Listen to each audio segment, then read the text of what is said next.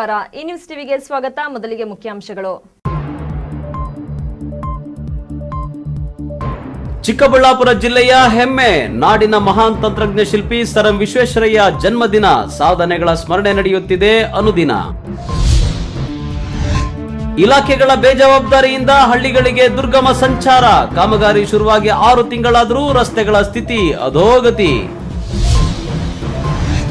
ಗುಡ್ಡ ಕುಸಿತ ತಡೆಗೆ ಹೊಸ ಐಡಿಯಾ, ಇಳಿಜಾರಿಗೆ ಹೊದಿಸಿದ್ರು ಕಬ್ಬಿಣದ ಬಲೆ, ಕೋಟಿ ರು ವೆಚ್ಚದ ರಾಕ್ ಫಾಲ್ ಪ್ರೊಟೆಕ್ಷನ್.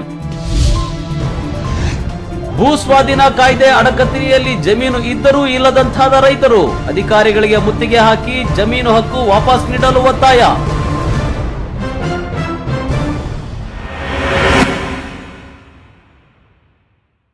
ವಾರ್ತೆಗಳ ವಿವರ. ಭಾರತ ದೇಶದ ಪವಿತ್ರ ಭೂಮಿಯಲ್ಲಿ ಜನಿಸಿದ ಪುಣ್ಯ ಪುರುಷರಲ್ಲಿ ಕನ್ನಡ ನಾಡಿನ ಕೀರ್ತಿ ಪತಾಕೆಯನ್ನು ವಿಶ್ವದ ಮಟ್ಟದಲ್ಲಿ ಎತ್ತಿ ಹಿಡಿದ ಮಹಾನ್ ಮೇಧಾವಿ, ತಂತ್ರಜ್ಞ, ಅಮರ ವಾಸ್ತುಶಿಲ್ಪಿ, ಭಾರತದ ಭಾಗ್ಯವಿಧಾತ ಸರ್ ಮೋಕ್ಷಗುಂಡಂ ವಿಶ್ವೇಶ್ವರಯ್ಯನವರ ಜನ್ಮದಿನದ ಕುರಿತು ಒಂದು ವಿಶೇಷ ವರದಿ ಇಲ್ಲಿದೆ ನೋಡಿ.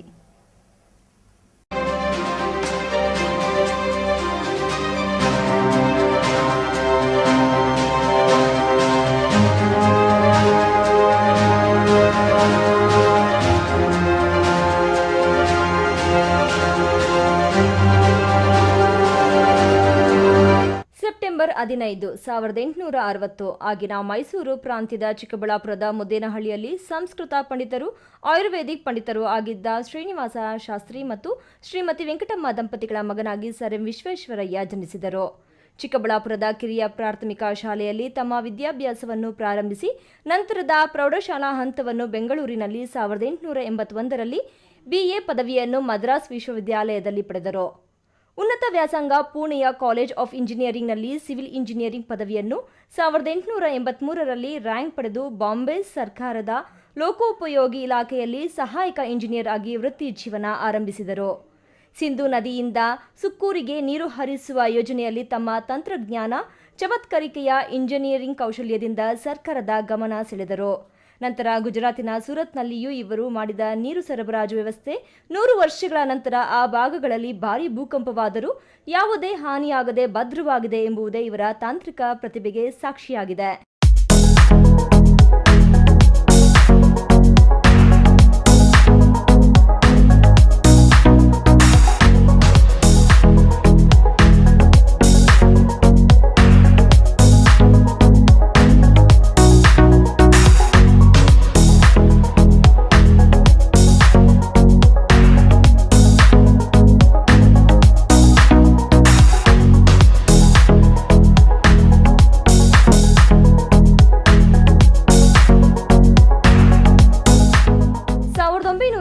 ರಲ್ಲಿ ಪುಣೆಯ ಬಳಿ ಖಡಕ್ ವಾಸ್ಲಾ ಜಲಾಶಯದಲ್ಲಿ ತಮ್ಮ ವಿಶಿಷ್ಟ ತಂತ್ರಜ್ಞಾನವನ್ನು ಬಳಸಿ ಸ್ವಯಂ ಚಾಲಿತ ಗೇಟ್ಗಳನ್ನು ಅಳವಡಿಸಿ ಜಲಾಶಯದ ಈ ತಂತ್ರಜ್ಞಾನ ವಿಶ್ವದಲ್ಲಿಯೇ ಪ್ರಥಮ ಬಾರಿಗೆ ತೋರಿಸಿಕೊಟ್ಟ ಏಕೈಕ ತಂತ್ರಜ್ಞಾನಿಯಾಗಿ ಐತಿಹಾಸಿಕ ಸಾಕ್ಷಿಯಾಗಿದ್ದಾರೆ.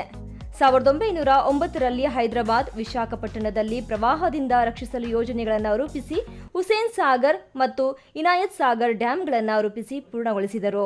1911 ಜಗತ್ತೇ ಆಶ್ಚರ್ಯದಿಂದ ನೋಡುವಂತಾಗಿದ್ದು, ಅಂದಿನ ಕಾಲಘಟ್ಟದಲ್ಲಿ ಭಾರತದಲ್ಲಿ ಅತ್ಯಂತ ದೊಡ್ಡದು ಎಂದು ಹೆಗ್ಗಳಿಕೆಗೆ ಪಾತ್ರವಾದ ಕೃಷ್ಣರಾಜ ಸಾಗರ ಕನ್ನಂಬಾಡಿ ಜೀವನದಿ ಕಾವೇರಿ ನದಿಗೆ ಕಟ್ಟಲಾದ ಅಣೆಕಟ್ಟನ್ನು ಪ್ರಾರಂಭಿಸಿ 4 ವರ್ಷಗಳಲ್ಲಿ ಮುಗಿಸಿ ಸ್ವಯಂ ಚಾಲಿತ ಗೇಟ್ಗಳನ್ನು ಅಳವಡಿಸಿ ಯಾರೊಬ್ಬರೂ ಮಾಡಿರದಂತಹ ಸಾಧನೆ ಮಾಡಿದರು. ಜಗತ್ತಿನ ಅದ್ಭುತಗಳ ಸಾಲಲ್ಲಿ ಬರುವ ಕೃಷ್ಣರಾಜ ಸಾಗರ ಅಣೆಕಟ್ಟು 1,20,000 ಎಕರೆ ಕೃಷಿ ಭೂಮಿಗೆ ನೀರುಣಿಸಿ ದಕ್ಷಿಣ ಭಾರತದ ಕೋಟ್ಯಾಂತರ ಜೀವಿಗಳಿಗೆ ಜೀವಜಲ ನೀಡಿದ ಭಾರತದ ಭಾಗ್ಯವಿಧಾತ ಸರ್ ಎಂ ವಿಶ್ವೇಶ್ವರಯ್ಯರನ್ನು 1911 ಜಗತ್ತೇ ಆಶ್ಚರ್ಯದಿಂದ ನೋಡುವಂತಾಗಿದ್ದು, ಅಂದಿನ ಕಾಲಘಟ್ಟದಲ್ಲಿ ಭಾರತದಲ್ಲೇ ಅತ್ಯಂತ ದೊಡ್ಡದು ಎಂದು ಹೆಗ್ಗಳಿಕೆಗೆ ಪಾತ್ರವಾದ ಕೃಷ್ಣರಾಜ ಸಾಗರ ಕನ್ನಂಬಾಡಿ ಜೀವನದಿ ಕಾವೇರಿ ನದಿಗೆ ಕಟ್ಟಲಾದ ಅಣೆಕಟ್ಟನ್ನು ಪ್ರಾರಂಭಿಸಿ 4 ವರ್ಷಗಳಲ್ಲಿ ಮುಗಿಸಿ ಸ್ವಯಂ ಚಾಲಿತ ಗೇಟ್ಗಳನ್ನು ಅಳವಡಿಸಿ ಯಾರೊಬ್ಬರೂ ಮಾಡಿರದಂತಹ ಸಾಧನೆ ಮಾಡಿದರು. ಜಗತ್ತಿನ ಅದ್ಭುತಗಳ ಸಾಲಲ್ಲಿ ಬರುವ ಕೃಷ್ಣರಾಜ ಸಾಗರ ಅಣೆಕಟ್ಟು 1,20,000 ಎಕರೆ ಕೃಷಿ ಭೂಮಿಗೆ ನೀರುಣಿಸಿ ದಕ್ಷಿಣ ಭಾರತದ ಕೋಟ್ಯಾಂತರ ಜೀವಿಗಳಿಗೆ ಜೀವಜಲವನ್ನು ನೀಡಿದ ಭಾರತದ ಭಾಗ್ಯವಿಧಾತ ಸರ್ ಎಂ ವಿಶ್ವೇಶ್ವರಯ್ಯರನ್ನು ಮತ್ತು ಇದಕ್ಕೆ ಹಣಕಾಸಿನ ನೆರವನ್ನು ನೀಡಿ ಪ್ರೋತ್ಸಾಹಿಸಿದ ಅಂದಿನ ಮೈಸೂರು ಮಹಾರಾಜ ನಲ್ಮಡಿ ಕೃಷ್ಣರಾಜ ಒಡೆಯರ್ ಅವರನ್ನು ಕರ್ನಾಟಕದ ಜನತೆ ಮರೆಯುವಂತಿಲ್ಲ. ಇವರ ಜನ್ಮದಿನ ಸೆಪ್ಟೆಂಬರ್ 15ನೇ ತಾರೀಕು ಭಾರತ ದೇಶ ಇಂಜಿನಿಯರ್ಗಳ ದಿನವನ್ನಾಗಿ ಆಚರಿಸುತ್ತಿದೆ. 161ನೇ ಜನ್ಮದಿನದ ವರ್ಷದಲ್ಲಿ ಈ ಮಹಾನ್ ವ್ಯಕ್ತಿಗೆ ಗೌರವ ಸಲ್ಲಿಸುವುದು ನಮ್ಮ ಆದ್ಯ ಕರ್ತವ್ಯವಾಗಿದೆ. ನಾನು ವಿಶ್ವೇಶ್ವರಯ್ಯನವ್ರ ಮೊಮ್ಮಗ. ನಮ್ಮ ತಂದೆನ ದತ್ತು ತಗೊಂಡಿದ್ದರು. ಆಗಿಂದ ನಾನು ಹುಟ್ಟಿದ್ದು ಬೆಳೆದಿದ್ದು ಅವ್ರ ಮನೆಯಲ್ಲೇ. ವಿ ಟವರ್ಸ್ ಎಲ್ಲಿದೆಯೋ ಇವತ್ತು ಬೆಂಗಳೂರಿನಲ್ಲಿ, ಅಲ್ಲೇ ಹುಟ್ಟಿದ್ದು ಬೆಳೆದಿದ್ದು. 62ವರೆಗೂ ಅವ್ರ ಜೊತೆಗೆ ಇದ್ವಿ. ಅವ್ರನ್ನ ನೋಡಿ ಭಾಳ ಕಲಿಬೇಕಿತ್ತು. ಎಲ್ಲರೂ ಅಂದ್ಕೊಂಡವ್ರು ಅವರು ಭಾರಿ ದೊಡ್ಡ ಇಂಜಿನಿಯರು, ಸ್ಟೇಟ್ಸ್ಮ್ಯಾನ್ ಅಂತ ಹೇಳೋದು. ಬಟ್ ನಮ್ಮನ್ನು ನೋಡ್ಕೊಂಡಂಗೆ ತಾತ ಅಂತಲೇ ಕರಿತಾ ಇದ್ದಿದ್ದು. ನಮ್ಗೆ ಆವತ್ತು ಗೊತ್ತಿರಲಿಲ್ಲ. ಇವತ್ತಿಗೂ ನಮ್ಗೆ ಅವ್ರ ತಾತನೇ. ದೊಡ್ಡ ಇಂಜಿನಿಯರ್ ಆಗಿರ್ಬೋದು, ದೊಡ್ಡ ಸ್ಟೇಟ್ಸ್ಮ್ಯಾನ್ ಆಗಿರ್ಬೋದು, ಬಟ್ ನಮ್ಗೆ ಅವರು ತಾತನೇ. ಈಗ ನಾವು 1641ನಲ್ಲಿ ಬಂದಿದ್ದು. ಮೋಕ್ಷಗುಂಡಂ ಅಂತ ಪ್ರಕಾಶಂ ಡಿಸ್ಟ್ರಿಕ್ನಲ್ಲಿದೆ, ಆಂಧ್ರ ಪ್ರದೇಶನಲ್ಲಿ. ಅಲ್ಲಿಂದ ಶ್ರೀಶೈಲಂಗೆ ಹೋಗಿದ್ವಿ. ಶ್ರೀಶೈಲಮಿಂದ ಅನಂತಪುರಿಂದ ಚಿಕ್ಕಬಳ್ಳಾಪುರಕ್ಕೆ ಬಂದವಾಗ ನಮ್ಮ ಹಿರಿಯವರು ಯಾರೋ ಅವರು ಗುಮಾಸ್ತೆ ಥರ ಇದ್ರು ಇಲ್ಲಿ. ಅವರು ಒಳ್ಳೆ ಅಕೌಂಟೆಂಟ್ ಅಂತ ಹೇಳಿ ಆವಾಗ ಇದ್ದಿದ್ದ ಪಾಳೆಗಾರರು ಗೌಡ್ರು 4 ಹಳ್ಳಿ ಕೊಟ್ಟರು ನಮ್ಮ ಫ್ಯಾಮಿಲಿಗೆ. ಮುದ್ದೇನಹಳ್ಳಿ, ಚಿಕ್ಕಮುದ್ದೇನಹಳ್ಳಿ, ಬಂಡಹಳ್ಳಿ, ಬಾಯಪ್ಪನಹಳ್ಳಿ ಅಂತ. ನಮ್ಮ ಫ್ಯಾಮಿಲಿ ಇಲ್ಲಿಗೆ ಬಂತು. ಎಲ್ಲಿಗೆ? ಮುದ್ದೇನಹಳ್ಳಿಗೆ ಬಂದಿದ್ದು. ನಮ್ಮ ಬ್ರಾಂಚು ಚಿಕ್ಕಬಳ್ಳಾಪುರಿಂದ ಬಂದು ಇಲ್ಲಿಗೆ. ಆವತ್ತಿಂದ ಈ ಮನೆ ನೋಡಿದ್ರೆ, ಹಿಂದ್ಗಡೆ ಇರೋ ಮನೆ ನೋಡಿದ್ರೆ, ಈ ಮನೆಯಲ್ಲೇ ವಿಶ್ವೇಶ್ವರಯ್ಯ ಹುಟ್ಟಿದ್ದು. ಒಂದೇನು ಅಂದರೆ ಅವರು ತಂದೆ ಪುರೋಹಿತರು ಅಷ್ಟೇ, ಇನ್ಕಮ್ ಜಾಸ್ತಿ ಇರಲಿಲ್ಲ. ಕೆಎಸ್ ನಾರಾಯಣಸ್ವಾಮಿ, ಈ ನ್ಯೂಸ್ ಟಿವಿ, ಚಿಕ್ಕಬಳ್ಳಾಪುರ. ಗುಂಡಿಯಲ್ಲಿ ರಸ್ತೆಯೋ, ರಸ್ತೆಯಲ್ಲಿ ಗುಂಡಿ ಇದೆಯೋ ಎಂಬ ಪ್ರಶ್ನೆ ಸೋಮೇಶ್ವರದಿಂದ ಸೋಮೇನಹಳ್ಳಿಗೆ ಸಂಚರಿಸುವ ಪ್ರತಿಯೊಬ್ಬ ವಾಹನ ಸವಾರರ ಹಾಗೂ ಪ್ರಯಾಣಿಕರ ಪ್ರಶ್ನೆಯಾಗಿದೆ. ಅಷ್ಟರ ಮಟ್ಟಿಗೆ ಈ ಒಂದು ರಸ್ತೆ ಹದಗೆಟ್ಟಿದ್ದು ಸಾವಿನ ರಸ್ತೆಯಾಗಿದೆ.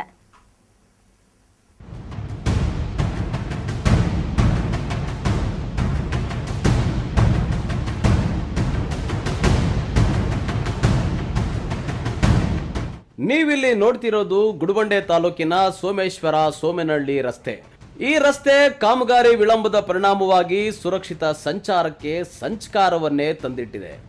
ಈ ರಸ್ತೆಯ ಕಾಮಗಾರಿ ಕೈಗೊಂಡು ಸುಮಾರು 6 ತಿಂಗಳಾಗಿದೆ. ಲೋಕೋಪಯೋಗಿ ಇಲಾಖೆ ಬೇಜವಾಬ್ದಾರಿಯಿಂದಾಗಿ ಸ್ವಲ್ಪ ಮಳೆಯಾದರೂ ಕೂಡ ಇಲ್ಲಿ ಸಂಚಾರ ಮಾಡೋದೇನೆ ದುಸ್ತರ ಅನ್ನೋ ಹಂಗಾಗಿದೆ.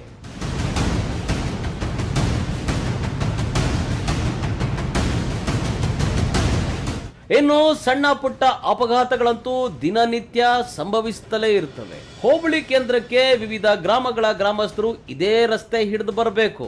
ಅಲ್ಲದೆ ಹೈಸ್ಕೂಲ್ಗೆ ಅಂತ ಹೋಗುವಂತ ವಿದ್ಯಾರ್ಥಿಗಳು ಈ ರಸ್ತೆಯಲ್ಲೇ ಹೋಗಬೇಕು. ಅವರು ಈ ರಸ್ತೆಯಲ್ಲಿ ಹೋಗುವಾಗ ಅವರು ಹೋಗುವಂತ ಸೈಕಲ್ ಸವಾರಿ ಸರ್ಕಸ್ ಮಾಡದಂತೆ ಆಗ್ತಾ ಇದೆ. ಈ ರಸ್ತೆಯಲ್ಲಿ ಮೊದಲಿದ್ದ ರಸ್ತೆಯನ್ನ ಕೆದರಿ ಹಾಕಿದ್ರಿಂದ ಮಳೆ ಬಂದಾಗ ಈ ರಸ್ತೆ ಕೆಸರು ಗದ್ದೆಯಂತಾಗ್ತಾ ಇದೆ. ವಾಹನ ಸವಾರಿ ಮಾಡುವಂಥವ್ರಿಗೆ ಮತ್ತು ಪಾದಾಚಾರಿಗಳಿಗೆ ಓಡಾಡೋದೇನೆ ಕಷ್ಟ ಅನ್ನುವಂತಾಗ್ತಾ ಇದೆ. ನಮ್ಮ ಸೋಮೇನಹಳ್ಳಿ ಮತ್ತು ಸೋಮೇಶ್ವರ ಗ್ರಾಮಕ್ಕೆ ಸಂಪರ್ಕ ಕಲ್ಪಿಸುವ ಮುಖ್ಯ ರಸ್ತೆ ಆಗಿರುವುದು ಇದು. ನಾವು ಸುಮಾರು 2010-11ರಿಂದ ಕಾಲೇಜಿಗೆ ಓಡಾಡುವ ದಿನಗಳಿಂದನೂ ಸಹ ಈ ರಸ್ತೆ ಅದೇ ಪರಿಸ್ಥಿತಿಯಲ್ಲೇ ಇದೆ. ಹೆಚ್ಚು ಗುಣಿಗಳಿದೆ. ಆದ್ದರಿಂದ ನಮ್ಮ ಊರಿಗೆ ಸಂಪರ್ಕದ ಸಮಸ್ಯೆ ಹೆಚ್ಚಾಗಿದೆ. ಯಾವುದೇ ಒಂದು ಆಂಬುಲೆನ್ಸ್ ಬರೋದಕ್ಕಾಗಿರ್ಬೋದು, ಮತ್ತು ಆಟೋ ವ್ಯವಸ್ಥೆಗಳಾಗಿರ್ಬೋದು, ಗರ್ಭಿಣಿ ಬಾಣಂತಿಯರಂತೂ ಓಡಾಡೋ ಹಾಗೆ ಇಲ್ಲ ಈ ರೋಡಲ್ಲಿ, ಆ ರೀತಿ ಆಗಿಬಿಟ್ಟಿದೆ. ನಂತರ ಈ 2 ವರ್ಷದಲ್ಲಿ 2 ಸತಿ ಗುದ್ಲಿ ಪೂಜೆ ಆಗಿದೆ ಈ ರಸ್ತೆಗೆ. ಮತ್ತು CC ರಸ್ತೆ ಗ್ರ್ಯಾಂಟ್ ಆಗಿದೆ ಅಂತ ಹೇಳಿ ನಮಗೆ ಆಶ್ವಾಸನೆ ನೀಡಿದ್ರು ನಮ್ಮ ಶಾಸಕರು ಸುಬ್ಬಾರೆಡ್ಡಿ ಅವರು, ಮಾನ್ಯ ಸುಬ್ಬಾರೆಡ್ಡಿ ಅವರು. 97 ಲಕ್ಷ 1 ಕೋಟಿ ರೂಪಾಯಿ ಗ್ರಾಂಟ್ ಮಾಡಿದ್ದೀವಿ ಅಂತ ಹೇಳಿದರು. ಇದು ಯಾವುದೇ ಕಾರ್ಯ ಪ್ರಾರಂಭಗೊಂಡಿಲ್ಲ ಇದುವರೆಗೂ. ಮಳೆಗಾಲದಲ್ಲಂತೂ ಸಣ್ಣ ಪುಟ್ಟ ಅಪಘಾತಗಳು ಮಾಮೂಲಿ ಅನ್ನುವಂತಾಗಿದೆ. ಇನ್ನು ರಸ್ತೆ ಕಾಮಗಾರಿ ಬಗ್ಗೆ ನಿರ್ಲಕ್ಷ್ಯ ವಹಿಸಿರುವಂತಹ ಲೋಕೋಪಯೋಗಿ ಇಲಾಖೆ ಬೇಜವಾಬ್ದಾರಿ ವಿರುದ್ಧ ಸಿಡಿದೆದ್ದಿರುವ ಸೋಮೇನಹಳ್ಳಿ, ವೀರರಾಹುತನಹಳ್ಳಿ, ದಿನ್ನಮೇಲಿನಹಳ್ಳಿ ಗ್ರಾಮಸ್ಥರು ಶೀಘ್ರವಾಗಿ ಕಾಮಗಾರಿಯನ್ನ ಪ್ರಾರಂಭ ಮಾಡಲಿಲ್ಲ ಅಂದ್ರೆ ಈ ರಸ್ತೆಯನ್ನ ಸಂಪೂರ್ಣವಾಗಿ ಬಂದ್ ಮಾಡಿ ರಸ್ತೆ ತಡೆ ನಡೆಸಿ ಪ್ರತಿಭಟನೆ ಮಾಡಬೇಕಾಗುತ್ತೆ ಅಂತ ಎಚ್ಚರಿಕೆ ನೀಡಿದ್ದಾರೆ. PWD ಸೋಮೇಶ್ವರದಿಂದ ಸೋಮೇನಹಳ್ಳಿ ರಸ್ತೆ ಕಾಮಗಾರಿ, ವೀರರಾಹುತನಹಳ್ಳಿ ಕ್ರಾಸಿಂದ ಸೋಮೇನಹಳ್ಳಿವರೆಗೂ ಸಿಮೆಂಟ್ ರಸ್ತೆ ಕಾಮಗಾರಿ ಅಂತೇನು ಶಾಸಕರು PWD ಇದರಲ್ಲಿ ಅನುದಾನದಲ್ಲಿ ಬಿಡುಗಡೆ ಮಾಡಿದ್ದಾರೆ. ಉದ್ಘಾಟನೆ ಆಗಿ ಗುದ್ಲಿ ಪೂಜೆ ಮಾಡಿ 2 ವರ್ಷ ಆಗಿದೆ.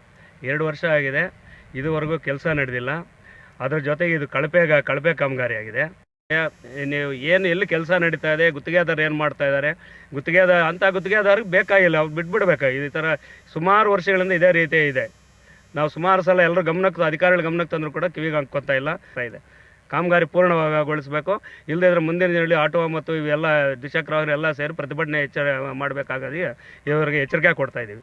ಬಿ ಮಂಜುನಾಥ್, ಈ ನ್ಯೂಸ್ ಟಿವಿ, ಗುಡಿಬಂಡೆ.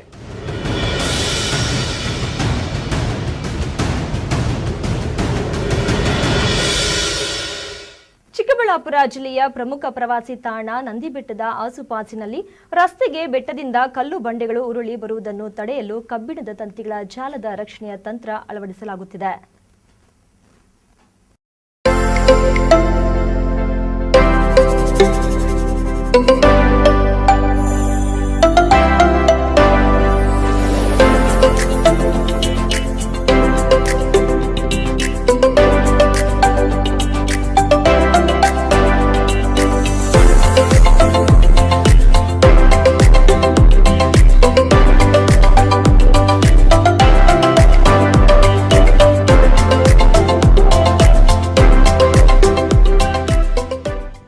ನಂದಿ ಬೆಟ್ಟದ ಕಣಿವೆಯಂಚಿನ ರಸ್ತೆಯಲ್ಲಿ ಪ್ರಯಾಣಿಸೋದೇ ಒಂದು ಸೊಗಸಾದ ಅನುಭವ.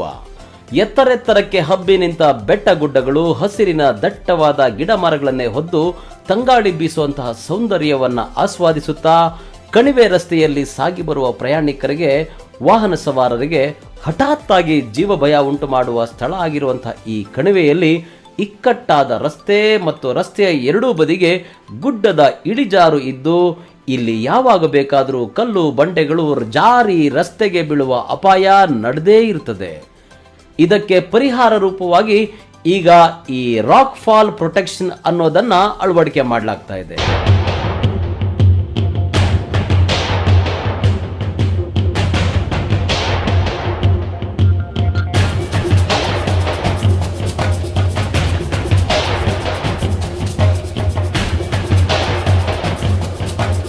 ದೊಡ್ಡಬಳ್ಳಾಪುರದಿಂದ ನಂದಿ ಮಾರ್ಗವಾಗಿ ಸಂಪರ್ಕಿಸುವ ಚಿಕ್ಕಬಳ್ಳಾಪುರ ರಸ್ತೆಯ ಕಣಿವೆ ಬಸವಣ್ಣ ದೇವಸ್ಥಾನದ ಬಳಿ ನಂದಿ ಬೆಟ್ಟದ ಬದಿಯಲ್ಲಿರುವ ರಸ್ತೆಯಂಚಿನ ಗುಡ್ಡಕ್ಕೆ ರಾಕ್ ಫಾಲ್ ಪ್ರೊಟೆಕ್ಷನ್ ಯೋಜನೆ ಅಳವಡಿಸಲಾಗ್ತಾ ಇದೆ.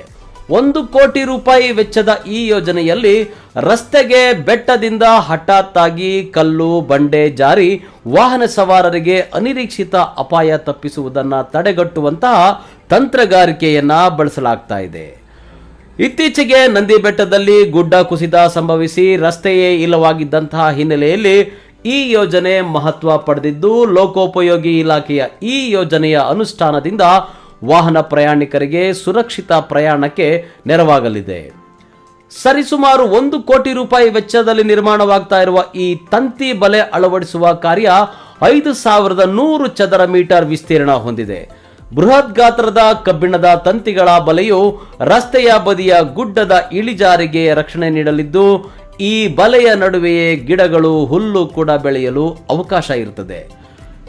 ಆದರೆ ಈ ಬಲೆ ದೊಡ್ಡ ಗಾತ್ರದ ಬಂಡೆಗಳು ರಸ್ತೆಗೆ ಬೀಳದಂತೆ ರಕ್ಷಣೆ ನೀಡಲಿದ್ದು, ಗುಡ್ಡದ ಮೇಲ್ಭಾಗದಲ್ಲಿ ಮತ್ತು ಕೆಳಗಡೆ ಅಂಚಿನಲ್ಲಿ ಈ ಬಲೆಯನ್ನ ಟ್ರೆಂಚ್ ಮಾಡಿ ನೆಲದಲ್ಲಿ ಹುಗಿದು ಬಂದೋಬಸ್ತ್ ಮಾಡಲಾಗಿರುತ್ತೆ. ಕರಾವಳಿಯ ರೈಲ್ವೆ ಮಾರ್ಗಗಳಲ್ಲಿ ಮತ್ತು ನೆರೆಯ ಆಂಧ್ರದ ಹಲವು ಕಡೆ ಬಳಸಿರುವ ತಂತ್ರವನ್ನ ಇಲ್ಲಿ ಕಾರ್ಯರೂಪಕ್ಕೆ ತಂದಿರುವ ಲೋಕೋಪಯೋಗಿ ಇಲಾಖೆಯ ಎಂಜಿನಿಯರ್ಗಳು ಗುಡ್ಡಕ್ಕೆ ಬಲೆ ಹೊದಿಸುವ ಪ್ರಯತ್ನ ನಡೆಸಿದ್ದಾರೆ. ಸದಾಶಿವ ಆರಾಧ್ಯ, ಈ ನ್ಯೂಸ್ ಟಿವಿ ಬ್ಯೂರೋ, ಚಿಕ್ಕಬಳ್ಳಾಪುರ.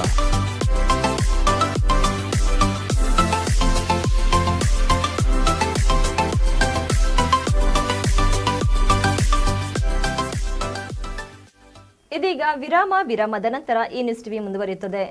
ಮಕ್ಕಳ ಹೈಯರ್ ಎಜುಕೇಶನ್, ಮಗಳ ಮದುವೆ, ಕನಸಿನ ಸ್ವಂತ ಮನೆ, ಇಷ್ಟಕ್ಕೆಲ್ಲ ಹಣ ಹೇಗ್ ಹೊಂದ್ಸೋದು ಅಂತ ಟೆನ್ಷನ್ ಅಲ್ಲಿದ್ದೀರಾ? ಇರೋ ಚಿನ್ನನ ಅಡ ಇಡೋಕ್ ಹೋದ್ರೆ ಬಡ್ಡಿ ಮೇಲ್ ಬಡ್ಡಿ ಕಟ್ಬೇಕು. ಬೇಡ, ಮಾರ್ಬಿಡೋಣ ಅಂದ್ರೆ ಅರ್ಧ ಬೆಲೆ ಕೇಳ್ತಾರೆ ಅನ್ನೋ ಆತಂಕದಲ್ಲಿದ್ದೀರಾ? ಟೆನ್ಷನ್ ಬಿಡಿ, ಇಂದೇ ಹಿಂದೂಸ್ತಾನ್ ಗೋಲ್ಡ್ ಕಂಪನಿಗೆ ಬನ್ನಿ. ನೀವ್ ಅಡ ಇಟ್ಟಿರೋ ಚಿನ್ನವನ್ನ ಬಿಡಿಸ್ತಾರೆ ಹಾಗೂ ನಿಮ್ಮಲ್ಲಿರೋ ಚಿನ್ನವನ್ನ ಇಂದಿನ ಆನ್ಲೈನ್ ಬೆಲೆಗೆ ಕೊಂಡುಕೊಂಡು ತಕ್ಷಣ ನಿಮ್ ಬಾಕಿ ಹಣ ಕೊಡ್ತಾರೆ. ಹಿಂದೂಸ್ತಾನ್ ಗೋಲ್ಡ್ ಕಂಪನಿ, ಇದು ನಿಮ್ಮ company. Hindustan Gold Company. It's your company.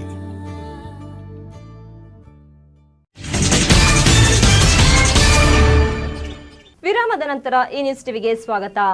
Karnataka ಕೈಗಾರಿಕಾ ಪ್ರದೇಶಾಭಿವೃದ್ಧಿ ಮಂಡಳಿ ವಿಶೇಷ ಭೂ ಸ್ವಾಧೀನ ಅಧಿಕಾರಿಗಳ ತಂಡಕ್ಕೆ ರೈತರು ಗೆರವು ಹಾಕಿ ಚಳಿ ಬಿಡಿಸಿದ ಪ್ರಸಂಗ ಬಾಗೇಪಲ್ಲಿಯಲ್ಲಿ ನಡೆದಿದ್ದು, ಪೊಲೀಸ್ ವೃತ್ತ ನಿರೀಕ್ಷಕ ಡಿಆರ್ ನಾಗರಾಜ್ ಮಧ್ಯೆ ಪ್ರವೇಶಿಸಿ ಗಲಾಟೆಗೆ ಮುಂದಾಗಿದ್ದ ರೈತರನ್ನು ಸಮಾಧಾನಗೊಳಿಸಿದರು.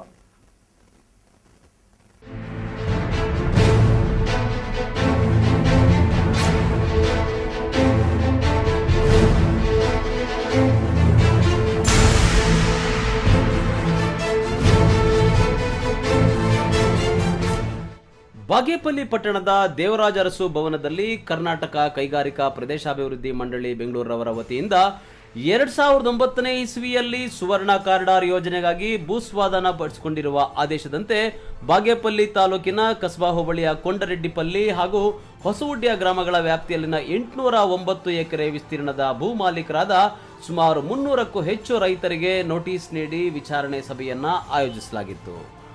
ಭೂಸ್ವಾಧೀನ ರೈತರ ವಿಚಾರಣೆ ಸಭೆಗೆ ಬೆಳಗ್ಗೆ 11 ಗಂಟೆಗೆ ನೂರಾರು ರೈತರು ಆಗಮಿಸಿದ್ದರು.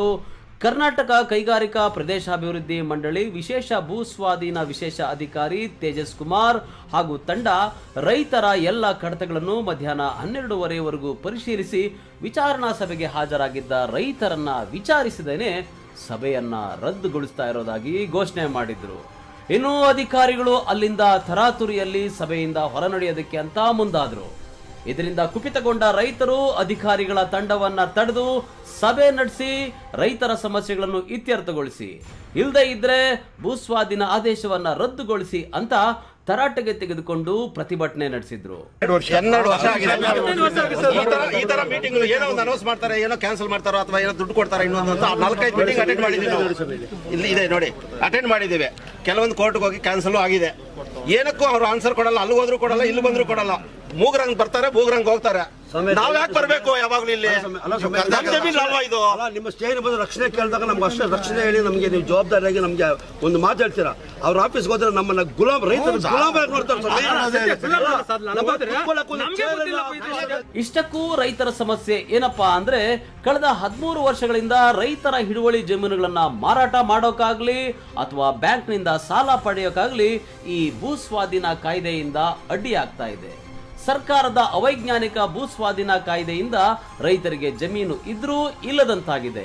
ಕೈಗಾರಿಕಾ ಪ್ರದೇಶಾಭಿವೃದ್ಧಿ ಮಂಡಳಿ ರೈತರ ಜಮೀನನ್ನ ಭೂಸ್ವಾಧೀನ ಮಾಡಿಕೊಳ್ಳೋ ಇಚ್ಛಾಶಕ್ತಿಯಲ್ಲಿ ಇಲ್ಲ. ಕಾಣದ ಕೈಗಳನ್ನ ಮೆಚ್ಚಿಸೋ ಕೆಲಸಕ್ಕೆ ಮುಂದಾಗ್ತಾ ಇದ್ದು ರೈತರಿಗೆ ಉಸಿರು ಕಟ್ಟುವ ಪರಿಸ್ಥಿತಿ ನಿರ್ಮಾಣ ಆಗಿದೆ ಅಂತ ರೈತರು ಆರೋಪಿಸಿದರು. ಮನವಿ ಇರುತ್ತಾ, ನಾವು ಬಿಡಕ್ ರೆಡಿ ಆಗಿದ್ದೀವಿ ಅಂತ ಹೇಳಿ ಬರ್ಕೊಟ್ಟಿದ್ದೀರಾ ನೀವು. ಆಲ್ರೆಡಿ ಇದನ್ನು ಬರ್ಕೊಟ್ಟಿದ್ದೀರಾ. ಇದು ಸ್ಟೇ ಆಗಿದೆ ಈ ಕಡೆ ಯಾವುದು ಹೌದು, ಅದು ನೀವು ಸರ್ಕಾರಕ್ಕೆ ಮನವಿ ಮಾಡಿದಿರಲ್ಲ, ನಾವು ಇದನ್ನ ಕೈಗಾರಿಕಾ ಉದ್ದೇಶಕ್ಕೆ ಕೈ ಬಿಟ್ಟಿದ್ದೇವೆ ಅಂತ ಬರ್ಕೊಟ್ಟಿದ್ದೀರಲ್ಲ. ಮತ್ತೆ ಯಾಕೆ ಸ್ವಾಮಿ ಮತ್ತೆ ಅದ್ರ ಮೇಲೆ ಬರ್ತಾ ಇದ್ರಿ ತಾವು? ಅದ್ರ ಮೇಲೆ ಬಂದಿದ್ದೀರ. ಅದು ಅಂದ್ರೆ ನೋಡಿ ನೋಡಿ ಬಂದಿದೆ ಸ್ವಾಮಿ, ಬಂದಿದೆ. ಈ ವೇಳೆ ಪೊಲೀಸ್ ವೃತ್ತ ನಿರೀಕ್ಷಕ ಡಿಆರ್ ನಾಗರಾಜ್ ನೇತೃತ್ವದಲ್ಲಿ ಪೊಲೀಸ್ ಬಂದೋಬಸ್ತ್ ಆಯೋಜಿಸಲಾಗಿತ್ತು. ಈ ಸಂದರ್ಭದಲ್ಲಿ ತಹಸೀಲ್ದಾರ್ ಡಿಎ ದಿವಾಕರ್, ಪಿಎಸ್ಐಗಳಾದ ಗೋಪಾಲ್ ರೆಡ್ಡಿ, ಚಂದ್ರಕಲಾ ಹಾಗೂ ಸಿಬ್ಬಂದಿ ವರ್ಗದವರು ಭಾಗವಹಿಸಿದ್ದರು. ಪಿ ಮಂಜುನಾಥ್ ರೆಡ್ಡಿ, ಈ ನ್ಯೂಸ್ ಟಿವಿ, ಬಾಗೇಪಲ್ಲಿ.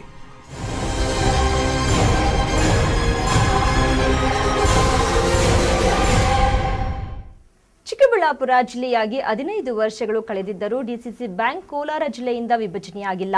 ಸಚಿವ ಸುಧಾಕರ್ ಬಣದ ಒಂದು ಗುಂಪು ಬೇಗ ವಿಭಜನೆ ಆಗಲಿ ಅಂತ ಕೂಗು ಹಾಕುತ್ತಿದ್ದಾರೆ. ಕಾಂಗ್ರೆಸ್ ಬೆಂಬಲಿತ ಬಣ ಈಗಾಗಲೇ ಯಾಕೆ ಆಗಬೇಕು, ಆದರೆ ನಮ್ಮತ್ರ ನಿರ್ವಹಣೆ ಮಾಡುವಷ್ಟು ಸಿದ್ಧತೆ ಇಲ್ಲ ಅನ್ನೋ ನೆಪ ಒಡ್ಡುತ್ತಿದ್ದಾರೆ. ಇವತ್ತು ಸಹ ಸುಧಾಕರ್ ಬೆಂಬಲಿತ ಬಣ ಸುದ್ದಿಗೋಷ್ಠಿಯಲ್ಲಿ ಡಿಸಿಸಿ ಬ್ಯಾಂಕ್ ಆದಷ್ಟು ಬೇಗ ವಿಭಜನೆಯಾಗಬೇಕು ಎಂದು ಒತ್ತಾಯಿಸಿದರು.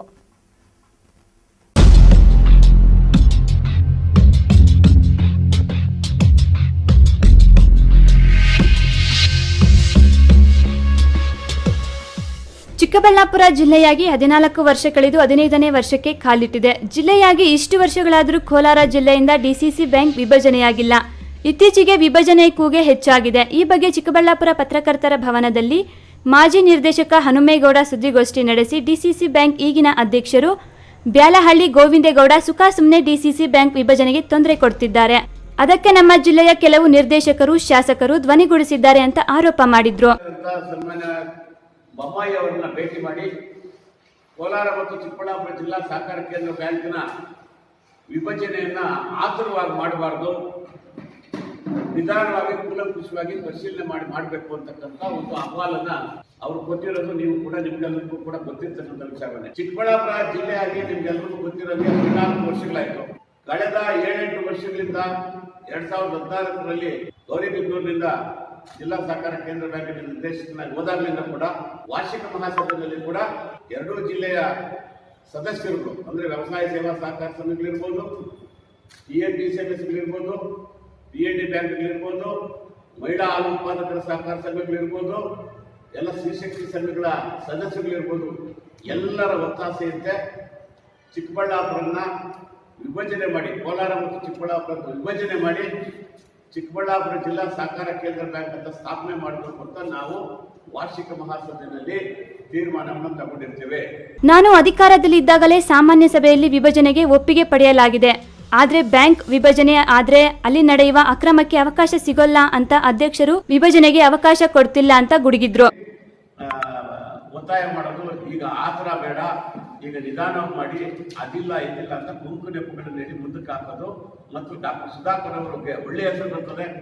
ಅವರು ಬಂದ ತಕ್ಷಣ ಮೆಡಿಕಲ್ ಕಾಲೇಜ್ ಇರ್ಬೋದು ತರೋದ್ರಲ್ಲಿ ಯಶಸ್ವಿಯಾಗಿದ್ದಾರೆ, ಮತ್ತು ಮಂಚೇನಹಳ್ಳಿ ತಾಲೂಕು ಮಾಡೋದ್ರಲ್ಲಿ ಯಶಸ್ವಿಯಾಗಿದ್ದಾರೆ. ಮಿಲ್ಕ್ ಯೂನಿಯನ್ ಮತ್ತು ಜಿಲ್ಲಾ ಸಹಕಾರ ಕೇಂದ್ರ ಬ್ಯಾಂಕ್ ಎರಡನ್ನೂ ವಿಭಜನೆ ಮಾಡಿ ರೈತರಿಗೆ, ಸ್ತ್ರೀಶಕ್ತಿ ಸಂಘಗಳವರಿಗೆ, ಸಾರ್ವಜನಿಕರಿಗೆ ಅನುಕೂಲ ಮಾಡಿಕೊಡ್ತಾರೆ, ಒಳ್ಳೆಯ ಹೆಸರು ಬರ್ತದೆ ಅಂತಕ್ಕಂಥ ಇದನ್ನ ಭಾವನೆಯನ್ನ ಮನಸ್ಸಿನಲ್ಲಿ ಇಟ್ಕೊಂಡು ಅವರು ಇದನ್ನ ತಡೆ ಆಗ್ತಾ ಇದ್ದಾರೆ. ಇದನ್ನ ನಾವು ಖಂಡಿಸ್ತಾ ಇದ್ದೀವಿ. ಯಾವುದೇ ಕಾರಣಕ್ಕೂ ನಿಲ್ಲೋದಿಲ್ಲ. ದಯವಿಟ್ಟು ಇದನ್ನು ನೀವು ಕೂಡ ಪತ್ರಕರ್ತರು ಕೂಡ ಸಪೋರ್ಟ್ ಮಾಡಬೇಕು ಅಂತ ನಿಮ್ಮಲ್ಲಿ ಕೇಳ್ತೀವಿ. ಈ ಸುದ್ದಿಗೋಷ್ಠಿಯಲ್ಲಿ ಮಾಜಿ ನಿರ್ದೇಶಕರ ಕೊಳವನಹಳ್ಳಿ ದ್ಯಾವಣ್ಣ, ನಾಮ ನಿರ್ದೇಶಕರು ಚನ್ನಕೃಷ್ಣ ರೆಡ್ಡಿ, ನರಸಿಂಹಾರೆಡ್ಡಿ, ಶ್ರೀಧರ್, ಮಧುಲತಾ ಮುಂತಾದವರು ಉಪಸ್ಥಿತರಿದ್ದರು. ಕೆಎಸ್ ನಾರಾಯಣಸ್ವಾಮಿ, ಈ ನ್ಯೂಸ್ ಟಿವಿ, ಚಿಕ್ಕಬಳ್ಳಾಪುರ.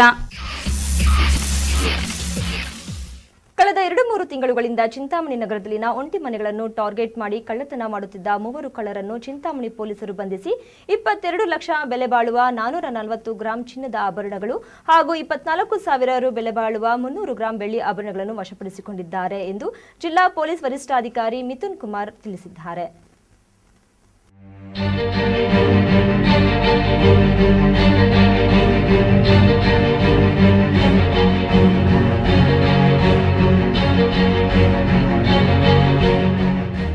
ಕಳೆದ 2-3 ತಿಂಗಳಿಂದ ಚಿಂತಾಮಣಿ ನಗರ ಹಾಗೂ ತಾಲೂಕಿನಲ್ಲಿ ಕಳ್ಳರು ಸರಣಿ ಕಳ್ಳತನವನ್ನ ನಡೆಸಿ ಸಾಕಷ್ಟು ಆತಂಕವನ್ನ ಉಂಟು ಮಾಡಿದ್ದ ಹಿನ್ನೆಲೆಯಲ್ಲಿ ಅವರ ಪತ್ತೆಗಾಗಿ ಉಪವಿಭಾಗದ ಮಟ್ಟದಲ್ಲಿ ಡಿವೈಎಸ್ಪಿ ಲಕ್ಷ್ಮಯ್ಯ ಅವರ ನೇತೃತ್ವದಲ್ಲಿ ಇನ್ಸ್ಪೆಕ್ಟರ್ ನರೇಶ್ ನಾಯಕ್, ಎಸ್ಐ ನಾರಾಯಣಸ್ವಾಮಿ ಮತ್ತು ಸಿಬ್ಬಂದಿಯನ್ನೊಳಗೊಂಡಂತಹ ತಂಡವನ್ನ ರಚಿಸಲಾಗಿತ್ತು.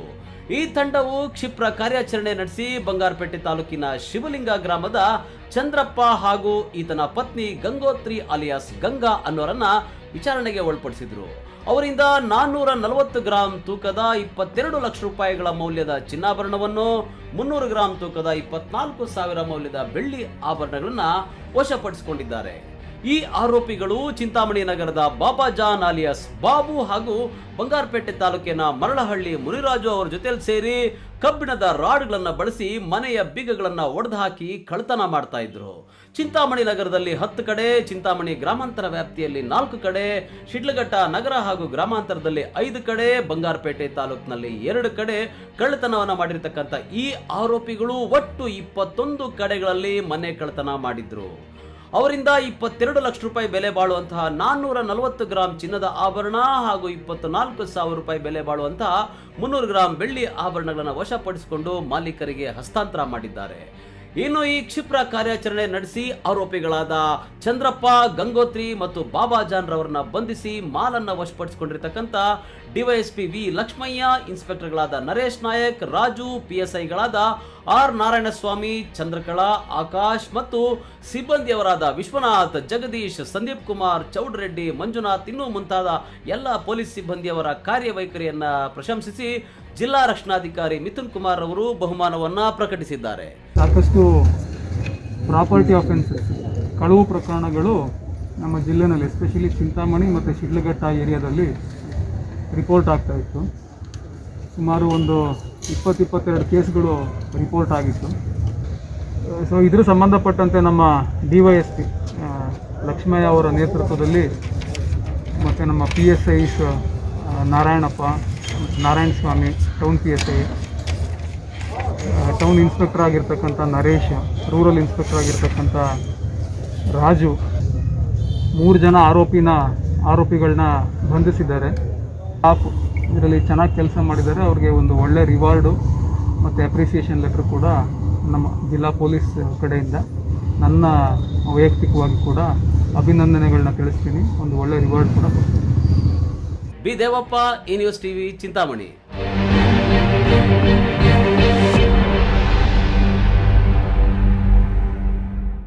ಇದೀಗ ವಿರಾಮದ ನಂತರ ಈ ನ್ಯೂಸ್ ಟಿವಿ ಮುಂದುವರಿಯುತ್ತದೆ. ಗೋಗೋಸ್ ಆನ್ ದಿ ಗೋ ಇದೀಗ ನಮ್ಮ ಚಿಕ್ಕಬಳ್ಳಾಪುರದಲ್ಲಿ ರೆಸ್ಟೋರೆಂಟ್ಗಳು, ಹಣ್ಣು ಹಾಗೂ ತರಕಾರಿಗಳು, ಸಿಹಿ ತಿನಿಸುಗಳು, ದಿನಸಿ ಪದಾರ್ಥಗಳು, ಚಾಟ್ಸ್ ಹಾಗೂ ಮೀನು ಮತ್ತು ಮಾಂಸ ಇವೆಲ್ಲವೂ ನಿಮ್ಮ ಮನೆಯ ಬಾಗಿಲಲ್ಲಿ. ಈಗಲೇ ಅಪ್ಲಿಕೇಶನ್ ಡೌನ್ಲೋಡ್ ಮಾಡಿ. ಪ್ಲೇಸ್ಟೋರ್ ಹಾಗೂ ಆಪ್ ಸ್ಟೋರ್ ನಲ್ಲಿ ಲಭ್ಯ. ಹೆಚ್ಚಿನ ಮಾಹಿತಿಗಾಗಿ www.gogos.in ಗೆ ಭೇಟಿ ನೀಡಿ. ಮೊದಲ ಆರ್ಡರ್ ಮೇಲೆ 50% ರಿಯಾಯಿತಿ ಪಡೆಯಿರಿ. Coupon GOGOZ50. ನಿಮ್ಮ ಲೋಕಲ್ ಮಾರ್ಕೆಟ್ ಈಗ ಆನ್ಲೈನ್. ವಿರಾಮದ ನಂತರ ಈ ನ್ಯೂಸ್ ಟಿವಿಗೆ ಸ್ವಾಗತ. ಇದೀಗ ಸಂಕ್ಷಿಪ್ತ ಸುದ್ದಿಗಳು.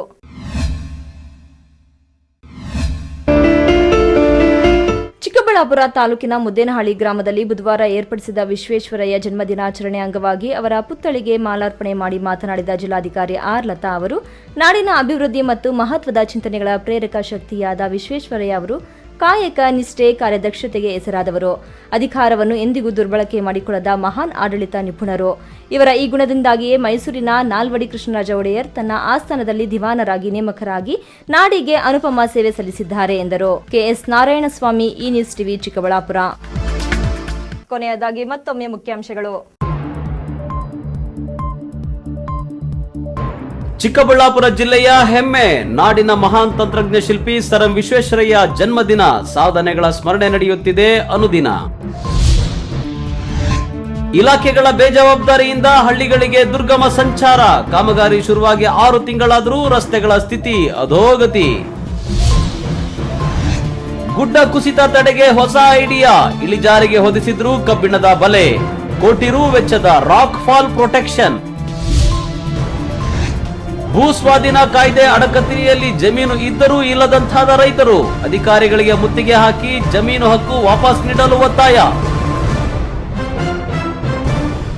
ದಿನನಿತ್ಯದ ವೈಭವೀಕರಣವಿಲ್ಲದ ನೈಜ ಸುದ್ದಿಗಳಿಗಾಗಿ ತಪ್ಪದೆ ವೀಕ್ಷಿಸಿ ಈ ನ್ಯೂಸ್ ಟಿವಿ. ವಂದನೆಗಳೊಂದಿಗೆ ಸ್ಮಿತಾ ಕಮಲ್.